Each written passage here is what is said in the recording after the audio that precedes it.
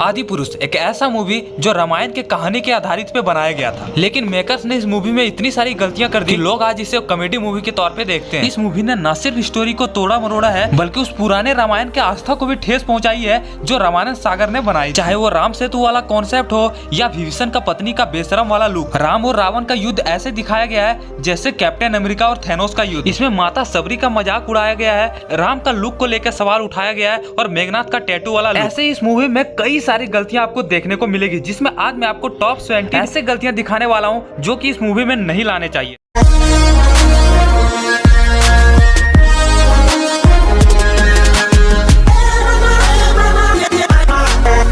Number 17। Movie start होते ही ब्रह्मा जी ने रावण को वरदान देता है कि न दिन में, न रात में, न जल में, न वायु में, न धरती पे, न आसमान पे, न देव, न किसी दानव के हाथों से तुम्हारी मृत्यु नहीं आएगी। ये वरदान दिया था, लेकिन असलियत में ये वरदान हिरण्यकश्यप को दिया गया था, जो कि विष्णु पुराण में दिखाया गया है। और इस सीन में रावण ब्रह्मा जी से कुछ भी मांगते हुए नजर नहीं आ रहे, सब ब्रह्मा जी अपने आप दे रहे हैं और इसमें नाभि और अमृत का चर्चा कहीं किया भी नहीं गया, जबकि असलियत में ब्रह्मा जी ने अमरता का अमृत प्रदान किया था रावण को, जो की नाभि में समाया था। नंबर 16। जैसे ही ब्रह्मा जी रावण को वरदान देते हैं, रावण वहां से हंसते हंसते चल देते हैं, लेकिन ब्रह्मा जी उसको देखते रहते हैं जब तक वो नहीं जाते हैं। लेकिन रावण पहले चले जाते हैं, बाद में ब्रह्मा जी जाते हैं और जैसे ही रावण वहां पे हंसते हैं ब्रह्मा जी घबरा जाते हैं कुछ इस तरीके। लेकिन असलियत में जैसे ही ब्रह्मा जी रावण को वरदान देते हैं वो तुरंत गायब हो जाते हैं। लेकिन इस मूवी में पहले रावण ही जाते हैं, बाद में ब्रह्मा जी जाते हैं। नंबर 15। अब आते हैं कुंभकर्ण पे। इस मूवी में सबसे पहले कुंभकर्ण का अलग ही लुक दिखाया गया है। वो विशालकाय जो कुंभकर्ण का लुक होता है वो इसमें नहीं दिखाया गया है। साथ ही साथ 2 ड्रम के आवाज में ही कुंभकर्ण उड़ जाता है 6 महीने के नींद से और बिना रावण का सलाह लिए वो मैदान में उतर जाते हैं और राम से जाके मर जाते हैं। लेकिन असलियत में कुंभकर्ण को उठाने के लिए बहुत ही ज्यादा मशक्कत करना पड़ता है और जब युद्ध के मैदान में होते हैं तो सबसे पहले उसके दोनों हाथ काटते हैं, बाद में जाके उसका सर काटते हैं और जब उसका शरीर जो गिरता है वो वानर सेना में जाके गिर जाते हैं, जिससे कई सारे वानर सैनिक मर जाते हैं। लेकिन यहाँ पे खाली जगहों पे गिरता हुआ दिखाया गया है। इस मूवी में कुंभकर्ण साउथ का गुंडा नजर आ रहे हैं, कुंभकर्ण कम नजर आ रहे हैं। नंबर 14। पूरे आदि पुरुष में राम और लक्ष्मण को चमड़े का चप्पल पहनते हुए दिखाई दे रहे हैं, जबकि असलियत में ऐसा नहीं था। असलियत में राम और लक्ष्मण हमेशा खड़ाव पहनते हुए नजर आते हैं, जो कि हमने रामानंद सागर में देखे थे। नंबर 13। इस मूवी में किसी को भी मुकुट पहनाया हुआ नहीं दिखाया गया है, चाहे राम हो, लक्ष्मण हो, दशरथ हो, रावण हो या फिर विभीषण हो, किसी को भी मुकुट पहनाया हुआ नहीं दिखाया गया। जबकि असलियत में पुराने रामायण में हर कोई मुकुट पहनते हैं, चाहे राम हो, लक्ष्मण हो या फिर कोई भी हो, मुकुट पहनाया हुआ दिखाया गया है। नंबर 12। इस मूवी में रावण को लेकर काफी ज्यादा चर्चा किया गया है, क्योंकि इस मूवी में रावण का बाल साइड से कटा हुआ है, साथ ही साथ उसका बाल खड़ा हुआ है जो कि बिल्कुल छपरी जैसा लग रहा है और साथ ही साथ इसमें वेल्डर का लुक दिखाया गया, यानी कि खुद से हथियार बनाते हुए नजर आ रहे हैं, जो कि बहुत ही ज्यादा बेकार सीन में से एक था। जबकि असलियत में रावण एक महापंडित है जो हमेशा मुकुट और वेशभूषा में रहते थे। नंबर 11। इस मूवी में राम को लुक के लेके भी काफी ज्यादा चर्चा की गई, क्योंकि इसमें जो राम का लुक है वो बाहुबली जैसा लग रहा है देखने में। वहीं एक ऐसा सीन देखने को मिला था जहां पे राम का लुक बहुत ही ज्यादा बेकार किया गया था, जो कि जीसस क्राइस्ट जैसा लग रहा था देखने में और कई सारे लोग इसे अतिक अहमद भी कह रहे थे। जबकि एआई ने एक फोटो जारी किया था जिसमें राम का लुक के लेके दिखाया गया था कि अगर राम का लुक ऐसा होता तो बहुत ही ज्यादा लोग इसको पसंद करते। नंबर 10। इस मूवी में मेघनाथ को लुक के लेके भी काफी ज्यादा चर्चा की गई है, क्योंकि इसमें जो मेघनाथ का लुक है वो उसको टैटू आर्टिस्ट लोग बता रहे हैं और इसका भी लुक कॉपी किया गया था, जो कि एक्वामैन मूवी है जो हॉलीवुड का एक मूवी है, वहीं से कॉपी बिल्कुल 2 कॉपी मिलती है। साथ ही साथ इस मूवी में मेघनाथ का power the boys web series से लिए हुए ए ट्रेन जैसा मिलती है, जो कि तुरंत यहाँ से वहां चले जाते हैं, जो कि सबसे ज्यादा लोगों को खराब लगी। जबकि असलियत में मेघनाथ के पास एक मायावी शक्ति थी, जो कि रथ यहाँ से वहां गायब करते थे और युद्ध करते थे।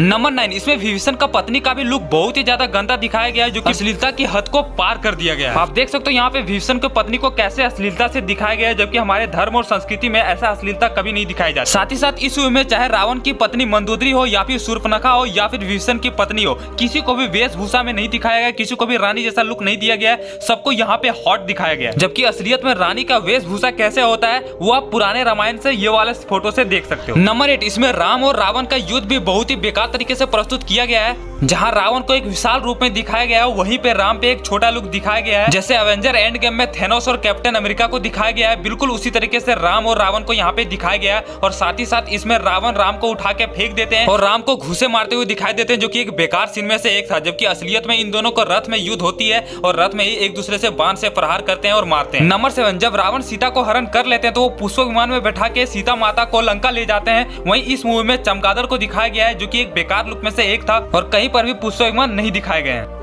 नंबर 6, आपको पता होगा कि रावण एक महापंडित है और महापंडित जो भी होते हैं वो कभी मांस को हाथ नहीं लगाते हैं, लेकिन इस मूवी में रावण अपने चमगादड़ को लेग पीस खिलाते हुए नजर आ रहे हैं, जो बहुत ही गंदा सीन में से एक था और वाहियात सीन में से एक था, क्योंकि महापंडित कभी मांस को छूते नहीं है और यहाँ पर रावण अपने चमगादड़ को लेग पीस खिलाते हुए नजर आ रहे हैं। नंबर 5, रामायण में जब राम सेतु वाला सीन आता है तो भगवान श्री राम ब्रह्मास्त्र चलाने वाले होते हैं पानी सुखाने के लिए, तभी समुद्र देव प्रकट होते हैं और माफी मांगने लगते हैं और कहते हैं कि मैं पूजा में विलीन था।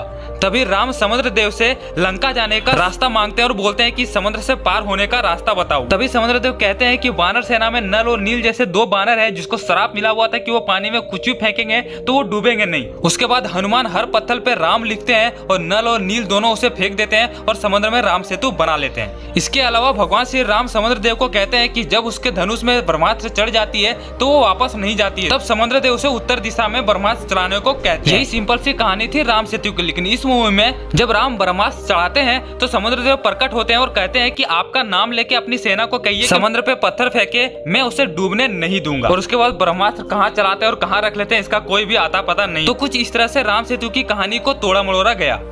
नंबर 4, जब राम और लक्ष्मण हर जगह सीता को ढूंढ रहे होते हैं तो एक जगह माता सबरी राम का प्रतीक्षा कर रहे होते हैं और फूलों की मार्ग बना रहे होते हैं कि राम जी आएंगे और हमसे मिलेंगे। और ये काम वो हर दिन किया करती थी और कोई साधु भी आ जाए तो उस मार्ग से उसे गुजरने नहीं देते थे। और उसके बाद राम जी सबरी से मिलते हैं और वो सीन इतना इमोशनल होता है कि वो देखेंगे तो आपके रोंगटे खड़े हो जाएंगे। लेकिन इस 600 करोड़ वाली मूवी ने इतने घटिया तरीके से प्रस्तुत किया है जिसे देखने के बाद आप बहुत ही ज्यादा गुस्से में होगे। इसमें यह दिखाया गया है कि माता सबरी खुद राम और लक्ष्मण से मिलने आते हैं और जब माता सबरी राम और लक्ष्मण से मिलते हैं तो वहाँ पे लक्ष्मण उसे तीर दिखा के बोलते हैं कि अपना परिचय दो वरना जान से हाथ गंवा दोगे। मतलब स्टोरी को इस तरह से तोड़ो कि पूरा खत्म ही कर दो। इतना घटिया तरीके से प्रस्तुत किया गया है, जबकि असलियत में मैंने आपको बता दिया कि क्या था। नंबर 3, रामानंद सागर के रामायण में रावण की लंका सोने की होती है और वो कुछ सोने जैसा लगते हैं देखने में, लेकिन इस मूवी में पूरी लंका को काला दिखाया गया और कालकोठरी जैसा दिखाया गया। ऐसे दिखाया गया है जैसे रावण कोई कालकोठरी में रहते हो। नंबर 2, ये चेंज तो आपको काफी अजीबोगरीब लगेगा देखने में। रामायण में जब ब्रह्मा जी रावण को वरदान देते हैं तो उस वक्त तीनों भाई वहाँ पे मौजूद होते हैं, यानी कि जब तपस्या कर रहे होते हैं तो रावण, विभीषण और कुंभकर्ण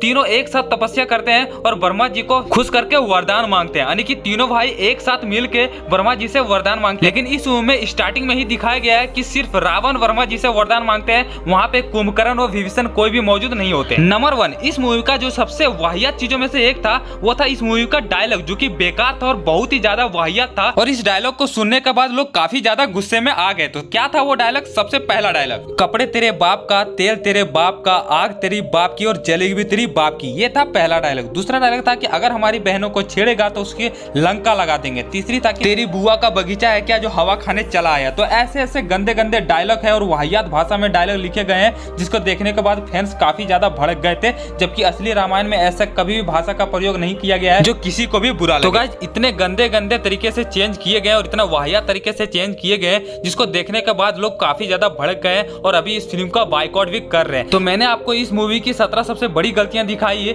और भी इतने बड़े बड़े गलतियां हैं जो अगले पार्ट में दिखाऊंगा। अगर आपको ये वीडियो पसंद आए तो कमेंट में पार्ट 2 लिख के इतने ज्यादा स्पैम कर दो कि मैं अगला पार्ट आपको 1-2 दिन में ही दे जाऊं। अगर आपको पार्ट 2 चाहिए तो कमेंट जरूर करना। और अगर आपने आदिपुरुष देख लिए तो आपको और क्या क्या कमियां लगी ये भी कमेंट में जरूर बताना, ताकि मुझे भी पता चले कि और क्या क्या गलतियां की है। तो अगर आपको ये वीडियो अच्छी लगी तो लाइक शेयर सब्सक्राइब कर देना और पार्ट 2 के लिए कमेंट कर देना। मिलते हैं नेक्स्ट एक अच्छे वीडियो के साथ, तब तक के लिए जय हिंद।